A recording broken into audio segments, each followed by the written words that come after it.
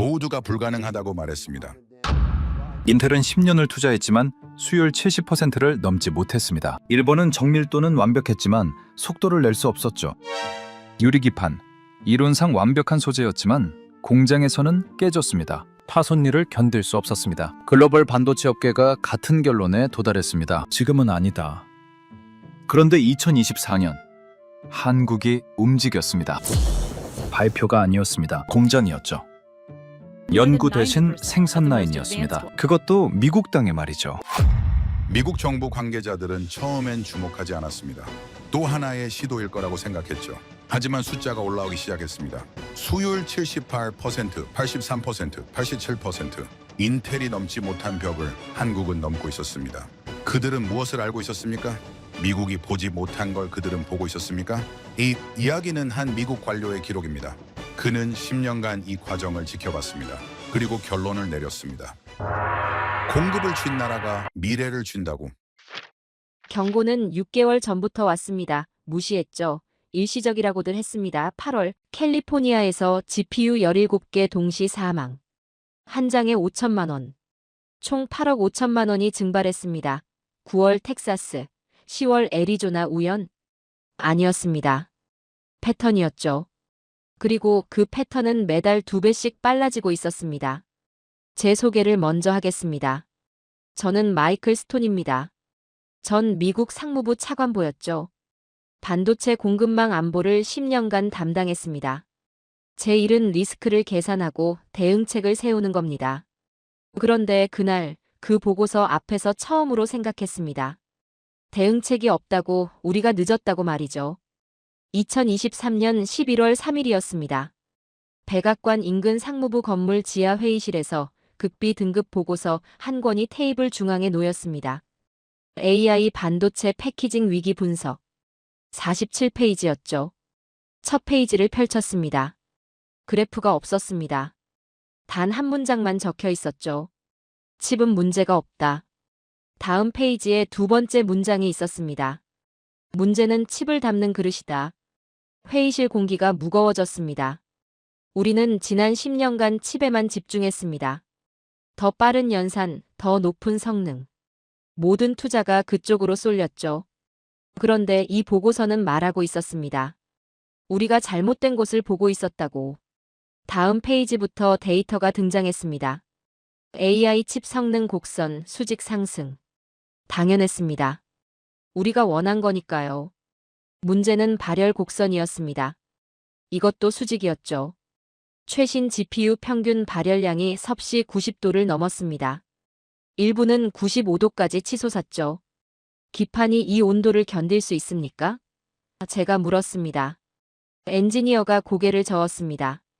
플라스틱 기판 내열 한계가 85도입니다. 10도 차이였습니다. 고작 10도, 하지만 그 간격이 수천억 달러 AI 산업을 무너뜨릴 수 있다는 게 문제였죠. 보고서는 계속됐습니다. 플라스틱 기판, 지난 30년간 반도체 산업 표준이었습니다. 가볍고 저렴하고 대량 생산이 가능했죠. PC 시대엔 충분했습니다. 모바일 시대도 버텼습니다. 하지만 AI 시대는 달랐습니다. 워페이지 현상입니다. 엔지니어가 설명했습니다. 기판이 고온에 노출되면 휘어집니다. 0.3mm 정도, 육안으로는 보이지도 않죠. 그래서요? 회로가 끊깁니다.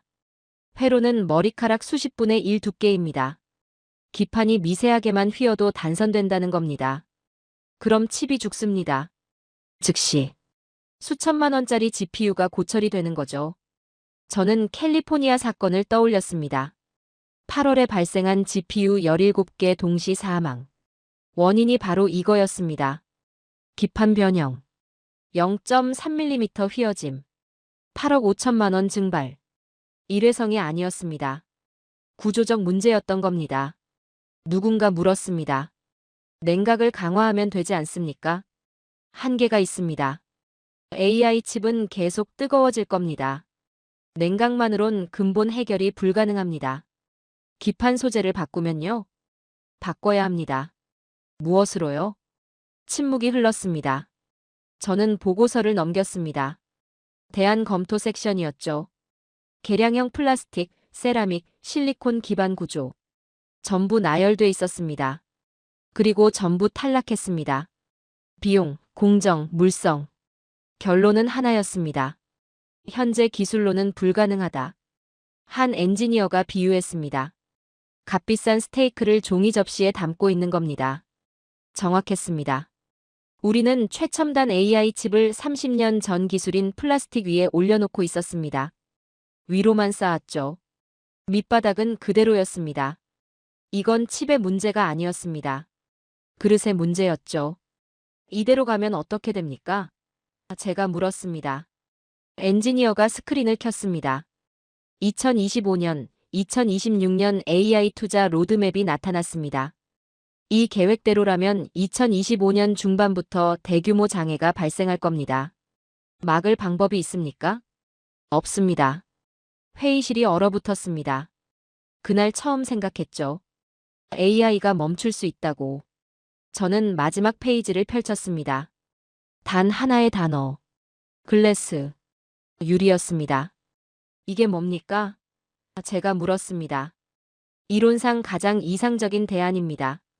유리는 열에 강합니다. 변형도 거의 없죠. 초미세 회로 구현에 최적입니다. 그럼 왜 안 씁니까? 양산이 불가능합니다. 연구실에선 성공했습니다. 하지만 공장은 다릅니다. 수십억 개 미세홀을 뚫어야 하는데 유리는 진동 하나에도 깨집니다. 파손율을 감당 못합니다. 정답은 나와 있었습니다. 하지만 누구도 현실로 만들지 못하고 있었죠. 회의는 끝났습니다. 결론도 대응책도 없었습니다. 저는 그날 밤 사무실에 혼자 남아 그 단어를 바라봤습니다. 유리. 우리는 해답 앞에서 멈춰 있었습니다. 그리고 시계는 계속 째깍거리고 있었습니다. 무어의 법칙을 아십니까? 50년 동안 반도체 산업을 지배한 절대 원칙이었습니다. 인텔 창립자 고든 무어가 1965년에 제시한 법칙이죠. 반도체 집적도는 18개월마다 2배씩 증가한다. 단순한 예측이 아니었습니다. 산업 전체의 로드맵이었죠. 투자 계획도 기술 개발도 시장 전략도 전부 이 법칙을 기준으로 움직였습니다. 그 법칙이 끝났습니다. 정확히는 2020년대 초반부터 한계에 부딪히기 시작했습니다. 우리는 더 이상 트랜지스터를 줄일 수 없게 됐죠. 3나노, 2나노 공정까지 왔습니다. 그 다음은 무엇입니까? 원자 단위입니다. 원자 수십 개로 회로를 만드는 단계까지 온 겁니다. 이 정도 규모가 되면 물리학의 벽이 나타납니다. 양자 터널링 현상이 발생하죠. 전자가 회로 장벽을 뚫고 새어나갑니다. 통제가 불가능해지는 겁니다. 회로가 회로로서 기능하지 못합니다. 누설 전류가 폭증하고 신호가 왜곡되고 오작동이 일어납니다. 발열은 더 심각했습니다. 트랜지스터가 작아질수록 밀도가 높아질수록 열은 한 곳에 집중됐습니다. 같은 면적에 더 많은 소자가 들어가니까요. 당연한 결과였죠.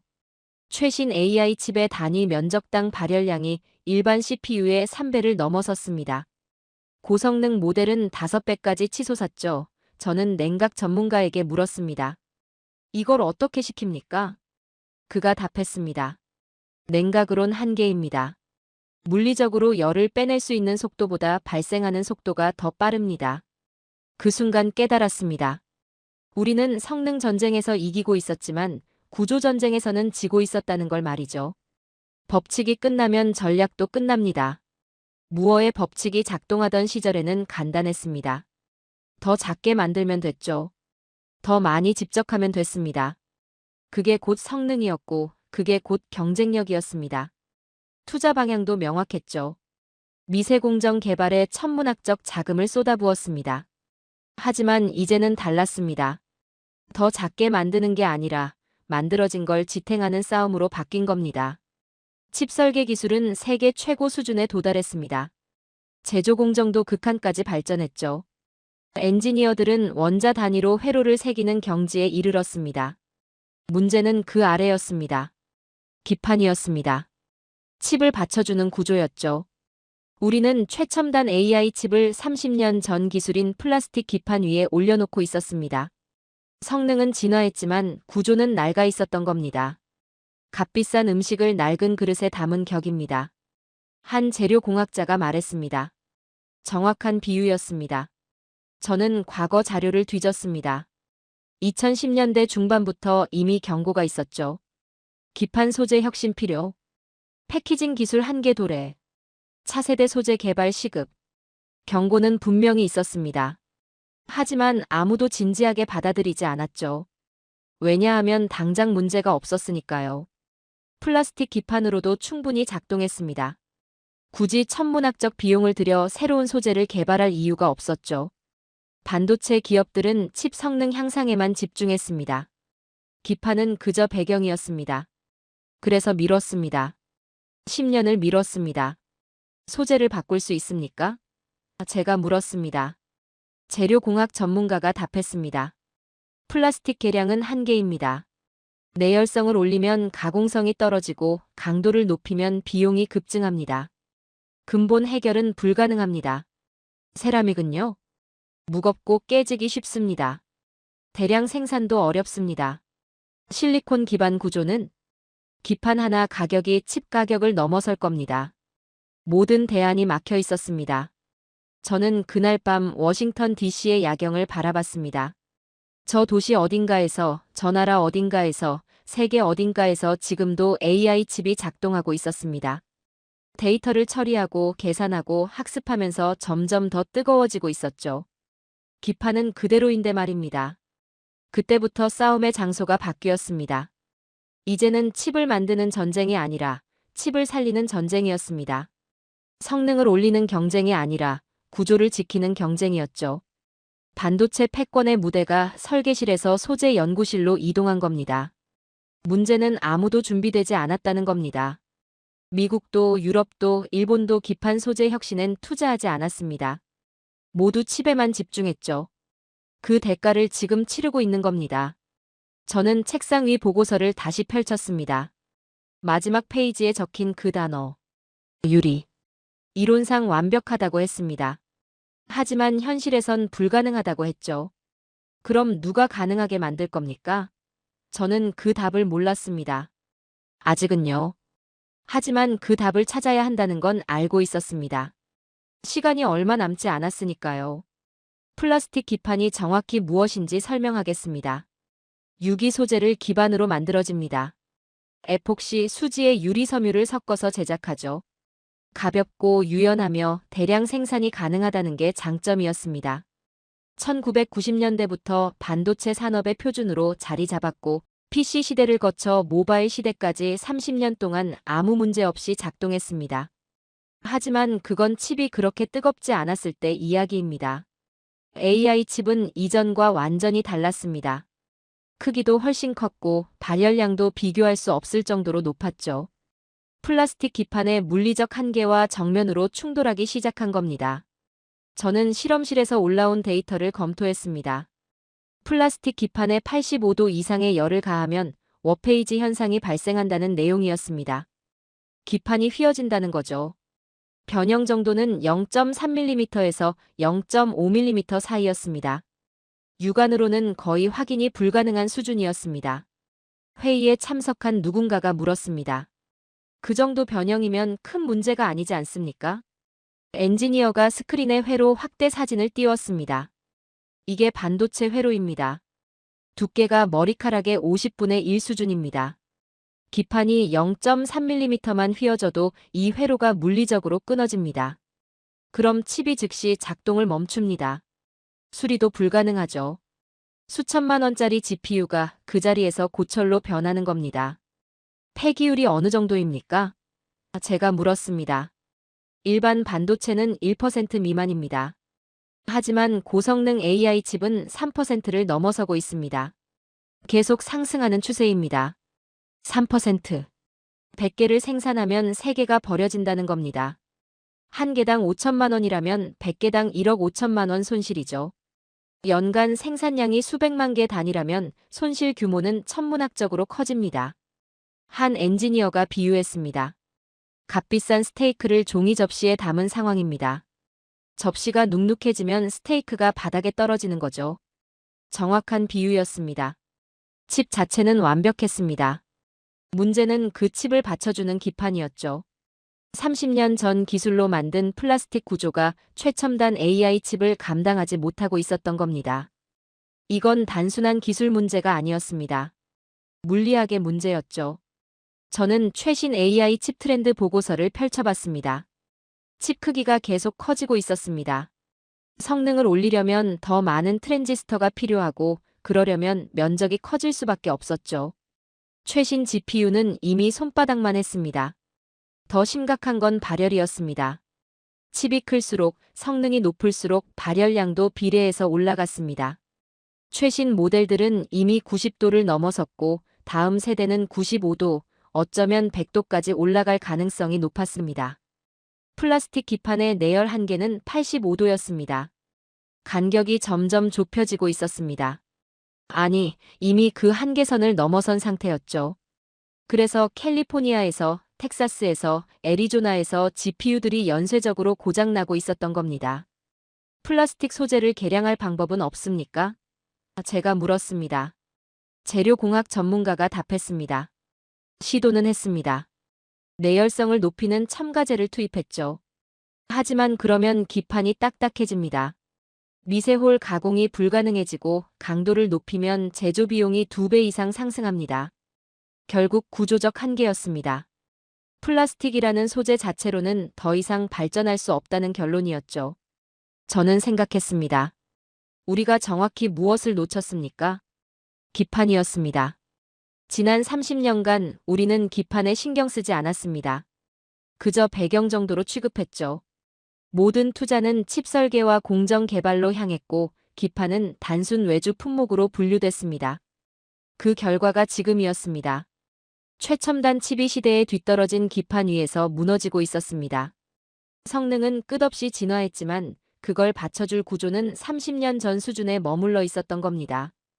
이대로 진행하면 어떻게 됩니까? 제가 물었습니다. 엔지니어가 답했습니다. AI 칩 개발 속도가 둔화될 겁니다. 성능을 올리면 올릴수록 폐기율만 상승합니다. 어느 시점이 되면 대량 생산 자체가 불가능해질 겁니다. AI 산업 전체가 기판 문제로 멈춘다는 겁니까? 처음엔 말도 안 되는 소리처럼 들렸습니다. 하지만 데이터는 명확했죠. 물리학은 협상하지 않았습니다. 기판 교체가 불가피했습니다. 선택이 아니라 생존의 문제였습니다. 저는 그날 밤 보고서 마지막 페이지를 다시 펼쳤습니다. 유리. 완벽한 평탄도, 높은 내열성, 거의 변형이 없는 구조.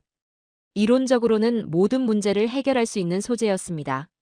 하지만 아직 누구도 유리 기판을 대량으로 양산하지 못하고 있었습니다. 칩은 완벽했습니다. 그릇이 문제였습니다. 그리고 그 그릇을 바꿀 방법을 찾지 못하고 있었습니다. 유리. 정답은 모두 알고 있었습니다. 2010년대 중반부터 반도체 업계에서 유리 기판은 이론적으로 가장 완벽한 대안으로 꼽혀왔습니다. 학술 논문에도 나왔고 기술 세미나에서도 언급됐죠. 플라스틱의 한계가 명확해질수록 유리에 대한 기대는 커졌습니다. 이유는 명확했습니다. 첫째, 평탄도였습니다. 유리는 플라스틱보다 훨씬 평평합니다. 표면 거칠기가 나노미터 단위로 제어되죠. 머리카락 수십 분의 1 두께로 새겨지는 초미세 회로를 구현하는데 이보다 좋은 소재는 없었습니다.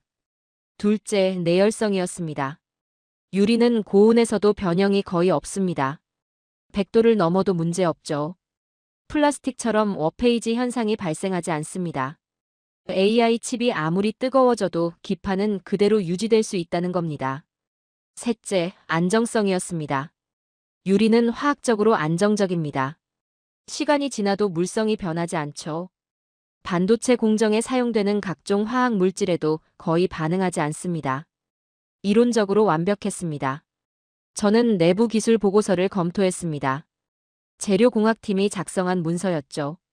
유리 기판은 차세대 AI 반도체의 유일한 구조적 해결책이라고 명시돼 있었습니다. 발열 문제를 근본적으로 해결할 수 있고 집적도를 더 높일 여지도 확보된다는 내용이었습니다. 회의실 분위기가 달라졌습니다. 처음으로 희망이 보이는 것 같았죠. 그럼 유리로 전환하면 되지 않습니까? 누군가 물었습니다. 엔지니어가 다음 페이지를 넘겼습니다. 조건이 있습니다. 반도체용 유리 기판은 단순한 판유리가 아니었습니다. 수십억 개의 미세한 홀이 뚫려 있어야 했죠. 회로를 연결하는 비아홀이었습니다. 구멍 하나의 지름이 머리카락보다 얇았습니다. 그런 구멍을 수십억 개 정확한 위치에 뚫어야 한다는 겁니다. 어느 정도 정밀도가 필요합니까? 제가 물었습니다. 마이크로미터 단위입니다. 위치 오차가 5마이크로미터만 넘어도 회로 연결이 안 됩니다. 5마이크로미터. 먼지보다 작은 오차 범위였습니다. 그리고 가공 중 진동이 발생하면 안 됩니다. 엔지니어가 덧붙였습니다. 유리는 깨지기 쉽습니다. 레이저로 홀을 뚫는 과정에서 미세한 진동만 발생해도 크랙이 생깁니다. 크랙이 생기면 그 기판은 폐기입니다. 문제가 명확해졌습니다. 소재 자체는 완벽했습니다. 문제는 그걸 다루는 기술이었죠. 연구실에서는 성공하지 않았습니까? 누군가 물었습니다. 샘플 제작에는 성공했습니다. 엔지니어가 답했습니다. 하지만 그건 하루에 몇 장 만드는 수준입니다. 대량 양산은 다릅니다. 하루에 수천 장을 찍어내야 하는데 그 과정에서 파손율이 급증합니다. 저는 양산 테스트 데이터를 요청했습니다. 며칠 뒤 보고서가 올라왔죠. 미국 내 한 연구소에서 진행한 파일럿 테스트 결과였습니다. 소규모 생산 라인을 구축해서 유리 기판 제작을 시도했다는 내용이었습니다. 첫 번째 배치, 파손율 47%. 절반이 깨졌다는 겁니다. 두 번째 배치, 개선 후 파손율 32%. 여전히 3분의 1이 버려졌습니다. 이 정도 파손율로는 상업적 생산이 불가능합니다. 보고서 결론이었습니다. 문제는 이송 과정에서 발생했습니다. 유리 기판을 한 공정에서 다음 공정으로 옮기는 과정이죠. 로봇팔이 기판을 짚고 이동시키고 내려놓습니다. 그 과정에서 미세한 진동이 발생하고 유리가 깨지는 겁니다. 진동을 완전히 없앨 수 있습니까? 제가 물었습니다. 기술적으로는 가능합니다. 하지만 비용이 문제입니다. 진동 제어 시스템을 도입하면 생산 라인 구축 비용이 10배 이상 증가합니다. 10배 현실적이지 않은 숫자였습니다. 또 다른 문제도 있었습니다. 공정 속도였죠. 플라스틱 기판은 빠르게 가공할 수 있었습니다. 하지만 유리는 달랐습니다. 천천히 조심스럽게 다뤄야 했죠. 그러면 생산량이 떨어집니다. 생산량이 떨어지면 비용이 올라갑니다. 결론이 뭡니까? 제가 물었습니다. 엔지니어가 답했습니다. 유리는 이론상 완벽합니다. 하지만 현재 기술 수준에서는 대량 양산이 현실적이지 않습니다. 회의실이 다시 무거워졌습니다. 정답을 알고 있었습니다. 하지만 그 정답을 현실로 만들 수 없었던 겁니다. 유리는 완벽했습니다. 인간의 공정 기술이 따라가지 못했을 뿐이죠. 저는 그날 밤 생각했습니다. 이건 소재 개발의 문제가 아니라는 걸 말이죠. 유리를 깨뜨리지 않고 다루는 기술의 문제였습니다. 누군가 그 기술을 개발하지 않는 한 유리 기판은 영원히 실험실 안에만 머물 겁니다. 우리는 해답 앞에 서 있었습니다. 하지만 그 벽을 넘지 못하고 있었습니다. 그리고 대부분의 기업들이 같은 결론에 도달했습니다. 지금은 아니다. 인텔. 미국 반도체 산업의 상징이었습니다. PC 시대를 지배했고 서버 시장을 장악했죠. 반도체 기술의 최전선에 서 있던 기업이었습니다. 그 인텔이 유리 기판 개발에 뛰어들었습니다. 2010년대 초반이었습니다. 인텔은 유리 기판을 차세대 패키징 전략의 핵심 축으로 설정했습니다. 내부적으로 대규모 연구팀을 구성했고 천문학적인 R&D 예산을 투입했죠. 외부에서는 일부만 알려졌지만 실제로는 10년 이상 지속된 프로젝트였습니다. 저는 인텔의 진행 상황을 주기적으로 보고받았습니다. 미국 정부 입장에서 인텔의 성공은 곧 국가 전략이었으니까요. 초기 보고서들은 긍정적이었습니다. 연구실 단계에서 유의미한 성과, 소량 제작, 성공, 물성 테스트 통과 같은 문구들이 계속 올라왔습니다. 2018년경이었습니다. 인텔이 유리 기판 샘플 제작에 성공했다는 소식이 들렸습니다. 내부 발표였죠. 언론에는 공개되지 않았습니다. 하지만 업계에서는 다들 알고 있었습니다. 인텔이 드디어 해냈다고 말이죠. 분위기가 달라졌습니다. 유리 기판이 현실이 될 수 있다는 기대감이 퍼졌습니다. 문제는 다음 단계였습니다. 양산이었죠. 연구실에서 몇 장 만드는 것과 공장에서 하루에 수천 장 찍어내는 건 완전히 다른 문제였습니다. 인텔도 그걸 알고 있었습니다. 그래서 파일럿 라인을 구축했죠. 실제 생산 환경을 시뮬레이션하는 테스트 라인이었습니다. 2020년 첫 번째 양산 테스트 결과가 나왔습니다. 수율이 무너졌습니다. 연구실에서는 90% 이상 성공률을 보였던 공정의 실제 생산 라인에서는 60%로 떨어졌습니다. 파손, 크랙, 위치 오차. 모든 문제가 동시에 터졌습니다. 인텔은 공정을 개선했습니다. 장비를 교체하고 프로세스를 수정하고 품질 관리를 강화했죠. 6개월 뒤 두 번째 테스트 수율이 70%로 올라갔습니다. 개선은 됐지만 여전히 상업적 기준에는 못 미쳤습니다. 반도체 양산에서 수율 90% 미만은 사업성이 없다는 게 업계 상식이었으니까요. 비용 문제도 심각했습니다. 유리 기판 생산 설비 구축에 들어간 비용이 기존 플라스틱 기판 라인의 5배였습니다. 그런데 생산량은 절반도 안 됐죠. 단가를 계산해보니 현실적이지 않았습니다. 2022년 말 인텔 내부에서 결론이 나왔습니다. 시기상조. 기술은 가능하다. 하지만 상업적으로는 아직 시기가 아니다. 기존 플라스틱 기판을 개선하는 노선을 유지하고 유리 기판은 장기 과제로 남겨둔다. 프로젝트는 사실상 동결됐습니다. 저는 그 결정을 이해했습니다. 기업은 자선단체가 아니니까요. 수익이 나지 않으면 지속할 수 없습니다. 인텔이 멈춘 이유는 기술 부족이 아니었습니다. 비용 대비 효과가 맞지 않았던 겁니다. 그리고 인텔만의 문제가 아니었습니다. 일본도 같은 상황이었습니다. 일본 소재 기업들은 세계 최고 수준의 유리 제조 기술을 갖고 있었습니다. 디스플레이용 초박형 유리를 만드는 기술, 광학 유리를 정밀 가공하는 기술.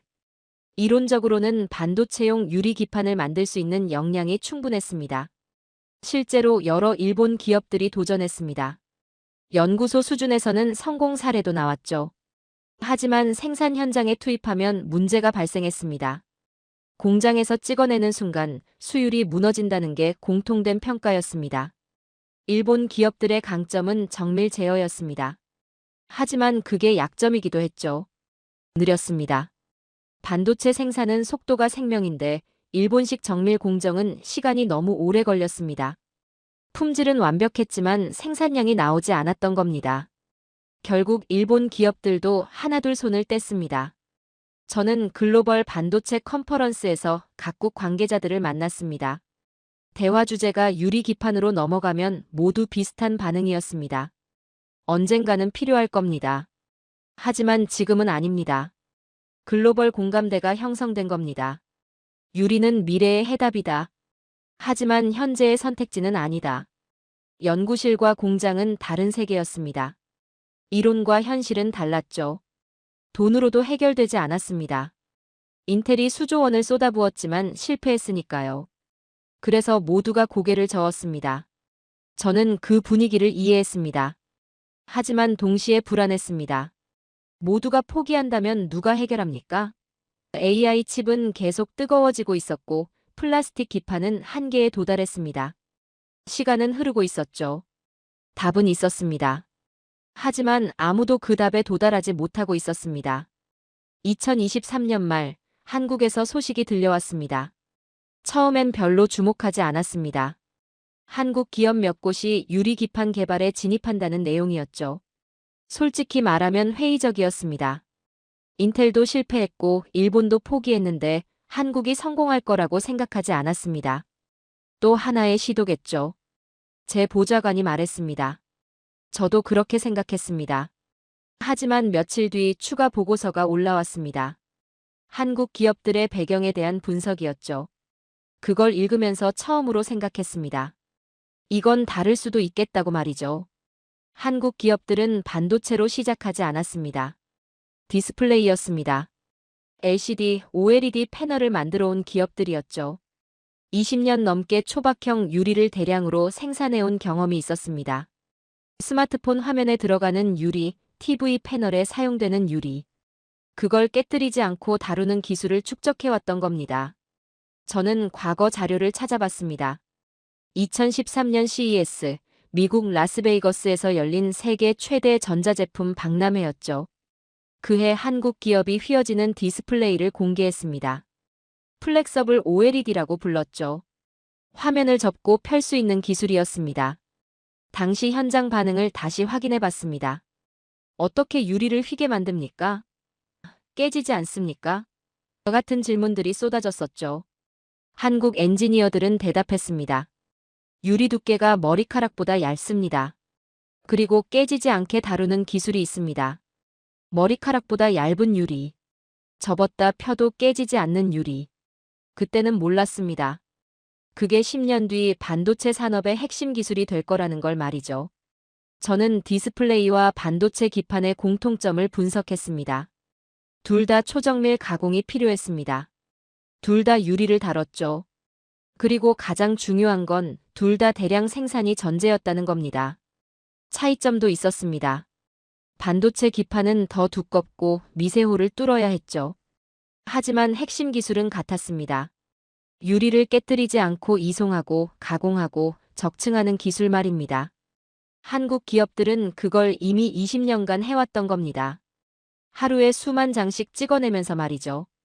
저는 한국 디스플레이 산업의 생산량 데이터를 받아봤습니다. 놀라운 수치였습니다. 전 세계 스마트폰 디스플레이의 70% 이상이 한국에서 생산됐습니다. OLED 패널은 90% 이상이었죠. 그만큼 초박형 유리를 다루는 경험이 축적돼 있었던 겁니다. 문제는 공정 DNA였습니다. 인텔과 일본이 실패한 이유가 명확해졌습니다. 그들은 유리 소재 자체에 집중했습니다. 물성을 연구하고 화학 조성을 조정하고 열 처리 방법을 개발했죠. 하지만 정작 중요한 건 다른 곳에 있었습니다. 어떻게 깨뜨리지 않고 다루느냐였습니다. 한국 기업들은 그 노하우를 갖고 있었습니다. 로봇팔의 압력 제어, 이송 속도 최적화, 진동 차단 시스템. 디스플레이 생산 라인에서 매일 사용하던 기술들이었죠. 반도체용으로 조정만 하면 됐습니다. 그들은 유리를 소재가 아니라 제품으로 다뤄왔습니다. 제 팀의 한 분석가가 말했습니다. 정확한 표현이었습니다. 인텔과 일본은 유리를 연구했습니다. 한국은 유리로 제품을 만들었죠. 연구와 생산은 달랐습니다. 저는 한국의 또 다른 강점을 발견했습니다. 수직 계열화였습니다. 한국 기업들은 소재부터 완제품까지 내부에서 다 만들었습니다. 유리 기판을 개발하면 바로 자사 반도체에 적용할 수 있었죠. 테스트 피드백이 즉각 반영됐습니다. 이건 미국이나 일본 기업들이 갖지 못한 구조적 이점이었습니다. 우연이라기엔 너무 많은 조건이 맞아떨어졌습니다. 디스플레이 경험, 대량 생산 노하우, 유리 핸들링 기술, 수직 계열화. 그리고 한 가지 더. 타이밍이었습니다. 글로벌 기업들이 모두 손을 뗀 시점. 시장이 비어 있었습니다. 경쟁자가 없었죠. 한국 기업들은 조용히 그 자리로 들어갔습니다. 저는 보고서를 덮으며 생각했습니다. 이건 우연이 아니라 축적의 결과라고 말이죠. 그들은 반도체를 위해 준비한 게 아니었습니다. 디스플레이를 만들면서 자연스럽게 쌓인 역량이었죠. 그런데 그게 지금 필요한 정확히 그 기술이었던 겁니다. 저는 처음으로 경계했습니다. 이건 변수가 아니라는 걸 말이죠. 새로운 경쟁자가 등장한 겁니다. 말이 아니라 행동이었습니다. 2024년 초 한국 기업들이 실제로 움직이기 시작했습니다. 개념 발표도 시제품 공개도 아니었죠. 생산 설비 투자였습니다. 공장 건설이었습니다. SKC라는 기업이었습니다. 반도체 회사가 아니었죠. 소재 기업이었습니다. 화학, 필름, 디스플레이 소재를 만들어 온 회사였습니다. 그 회사가 자회사를 설립했습니다. 이름은 앱솔릭스, ABSOLICS였죠. 저는 처음엔 이해하지 못했습니다. 왜 반도체 회사가 아니라 소재 회사입니까? 하지만 곧 깨달았습니다. 유리 기판은 반도체가 아니라 소재의 영역이라는 걸 말이죠.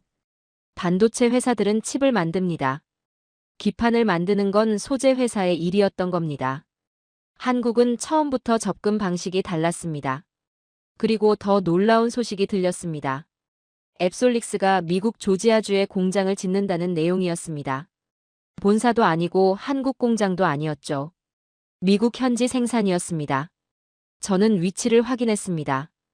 조지아주 커밍. 애틀랜타에서 북쪽으로 1시간 거리였죠. 그런데 그 지역이 낯설지 않았습니다. SK 하이닉스가 인수한 인텔 공장이 그 근처에 있었습니다. 마이크론도 가까웠죠. 우연이 아니었습니다. 전략적 선택이었습니다. 미국 반도체 생태계 한복판에 생산 거점을 구축한 겁니다. 고객사가 바로 옆에 있었죠. 물류 시간이 줄어들고 피드백이 즉각 반영될 수 있는 구조였습니다. 양산 가능성에 대한 확신이 없으면 불가능한 결정입니다. 제 팀의 분석가가 말했습니다. 맞는 말이었습니다. 공장 건설에는 수천억 원이 듭니다. 기술 검증도 안 된 상태에서 그 돈을 쏟아붓는 건 도박이죠. 한국 기업들은 도박을 한 게 아니었습니다. 이미 확신이 있었던 겁니다. 저는 투자 규모를 확인했습니다. 초기 투자만 3억 달러 이상이었습니다. 하나로 4천억 원이 넘었죠. 파일럿 라인 수준이 아니었습니다. 본격적인 양산 라인이었습니다. 그리고 또 다른 기업이 등장했습니다. 삼성전기였습니다. 저는 삼성전기에 대해 조사했습니다. 이 회사는 MLCC를 만들었습니다. 적층 세라믹 콘덴서죠.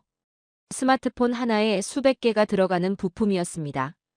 크기는 쌀알보다 작았고 그 안에 수백 겹의 층이 쌓여 있었습니다. 초정밀 적층 기술이었습니다.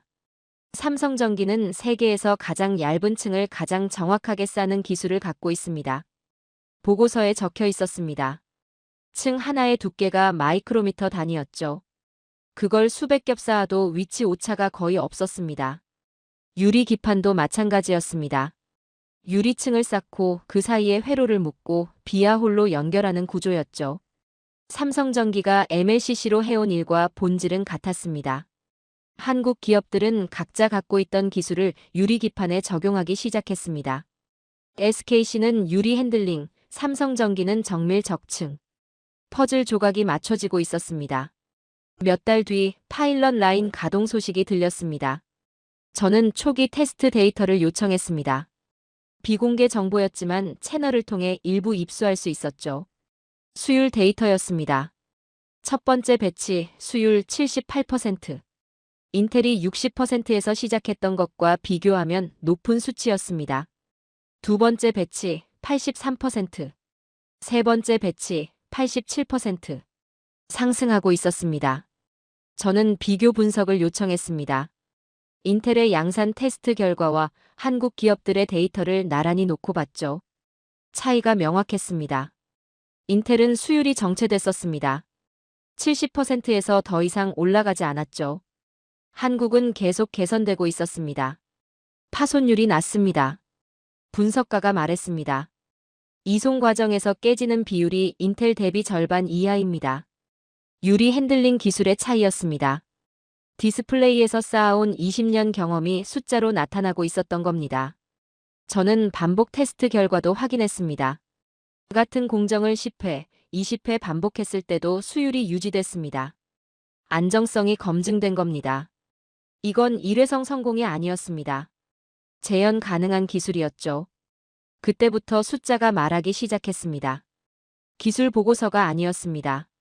현장 데이터였죠. 실제 공장에서 실제 라인에서 나온 결과였습니다.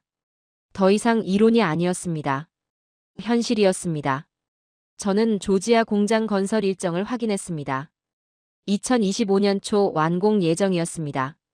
파일럿이 아니라 양산 라인이었죠. 계획 생산량을 봤습니다. 연간 수백만 장 규모였습니다. 그들은 발표가 아니라 공장을 먼저 세웠습니다. 이건 도전이 아니라 준비된 실행이었습니다. 저는 그날 밤 생각했습니다. 이건 더 이상 가능성의 문제가 아니라는 걸 말이죠. 시간의 문제였습니다. 한국 기업들이 언제 본격적으로 공급을 시작하느냐의 문제였습니다. 우리는 더 이상 부정할 수 없었습니다. 2024년 12월 미국 상무부에서 발표가 나왔습니다. 앱솔릭스에 7,500만 달러 보조금을 지원한다는 내용이었습니다. 한화로 약 1천억 원이었죠.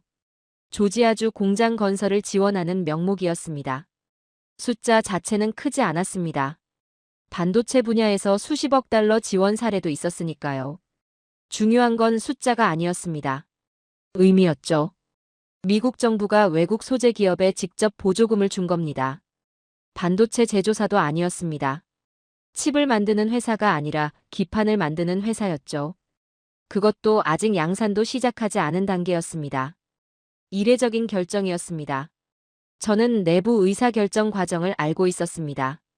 왜냐하면 제가 그 논의에 참여했으니까요. 논의는 몇 달 전부터 시작됐습니다. 국가안보회의 산하기술공급망 태스크포스였죠. 주제는 명확했습니다.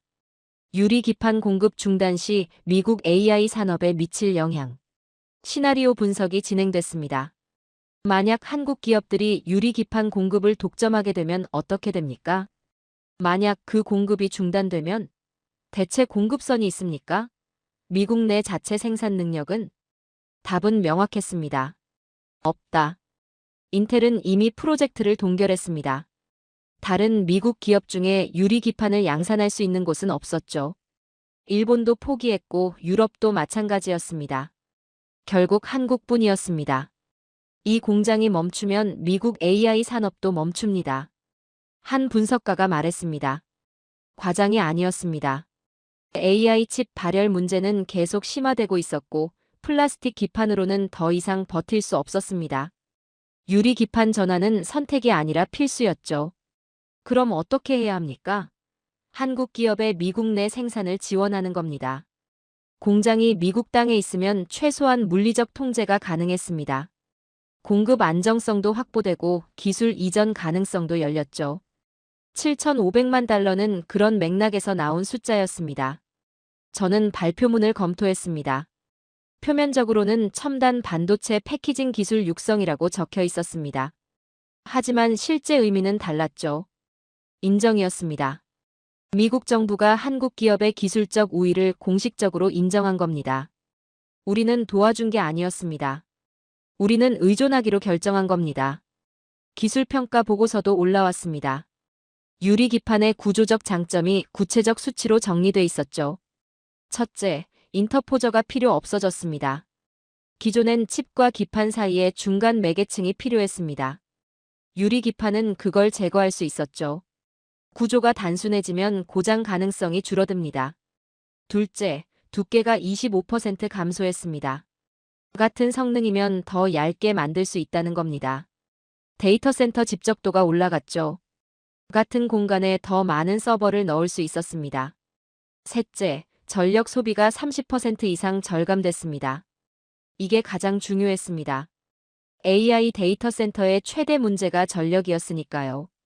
한 대형 AI 데이터 센터가 소비하는 전력이 소도시 하나 수준이었습니다. 전력 비용이 운영 비용의 40%를 넘었죠. 유리 기판을 쓰면 발열이 줄어듭니다. 발열이 줄면 냉각에 필요한 전력도 줄어들었죠. 30% 절감은 단순히 비용 절감이 아니었습니다. 생존 문제였습니다. 저는 글로벌 AI 기업들의 반응을 모니터링했습니다. 마이크로소프트, 구글, 메타, 아마존. 모두 대규모 AI 데이터 센터를 운영하고 있었죠. 그들의 전력 소비는 매년 급증하고 있었습니다. 문제는 전력망이었습니다. 더 이상 공급을 늘릴 수 없는 지역들이 생기고 있었습니다. 신규 데이터 센터 건설이 전력 문제로 지연되는 사례도 나왔죠. 유리 기판은 그 문제를 완화할 수 있었습니다. 같은 성능을 더 적은 전력으로 구현할 수 있었으니까요. 기술적 선택이 아니라 경제적 필수였던 겁니다. 글로벌 빅테크 기업들이 한국 기업에 러브콜을 보내기 시작했습니다. 공식 발표는 없었지만 업계에서는 다 알고 있었죠. 구매 계약 논의가 진행되고 있다고 말입니다. 저는 시장 전망 보고서를 받아봤습니다. 2025년 유리 기판 시장 규모 10억 달러 추정. 2026년 30억 달러. 2027년 50억 달러 이상. 가파른 성장 곡선이었습니다. 그리고 그 시장의 80% 이상을 한국 기업들이 차지할 거라는 전망이었습니다. 독점이었습니다. 선택의 여지가 없었죠. 저는 창밖을 바라봤습니다. 워싱턴 DC의 거리가 보였습니다. 10년 전 저는 이 자리에서 중국을 견제하는 정책을 만들었습니다. 반도체 수출 규제, 기술 이전 차단, 공급망 재편. 모두 미국 주도였죠. 그런데 지금은 달랐습니다. 우리가 의존하는 쪽이 됐습니다. 이건 외교가 아니었습니다. 계산이었죠. 냉정한 판단이었습니다. 한국이 아니면 AI 산업이 멈춥니다. 선택지는 이미 사라져 있었습니다. 저는 보조금 발표문을 다시 읽었습니다. 공식적인 문구 뒤에 숨겨진 진짜 의미를 생각했죠. 우리는 인정했습니다. 공급을 쥔 나라가 결정권을 갖는다는 걸 말입니다. 오늘 영상은 여기까지입니다. 도움이 되셨다면 좋아요와 구독 알림 설정까지 부탁드려요. 다음 영상에서도 더 유익한 내용으로 찾아뵙겠습니다. 시청해주셔서 감사합니다.